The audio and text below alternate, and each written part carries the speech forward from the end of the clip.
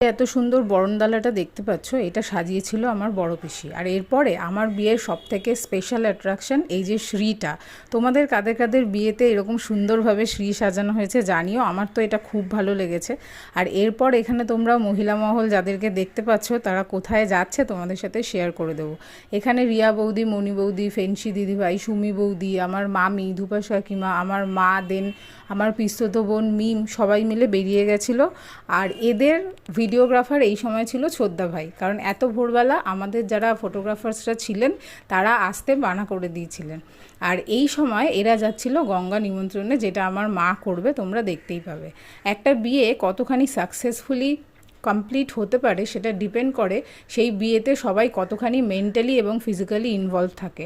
আমার বিয়ের ক্ষেত্রে আই অ্যাম লাকি এনাফ যে আমার বাড়ির দিক থেকে আমি প্রত্যেকটা মানুষকেই কম বেশি মেন্টালি এবং ফিজিক্যালি ইনভলভ পেয়েছি। যারা যারা যখন যখন পেরেছে নিজের থেকে এগিয়ে এসে সময় দিয়ে সমস্ত রিচুয়ালসে আমাদের হেল্প করেছে। আর এইখানে তোমরা ফুটেজগুলোতে সেটা দেখতেই পাবে। বাই দ্য ওয়ে, এটা 30 তারিখ ভোরবেলা 4টের ফুটেজ। আমাদের মধ্যে নিয়ম আছে গঙ্গা নিমন্ত্রণের এই রিচুয়ালসটা সূর্যোদয়ের মধ্যে করতে হয়।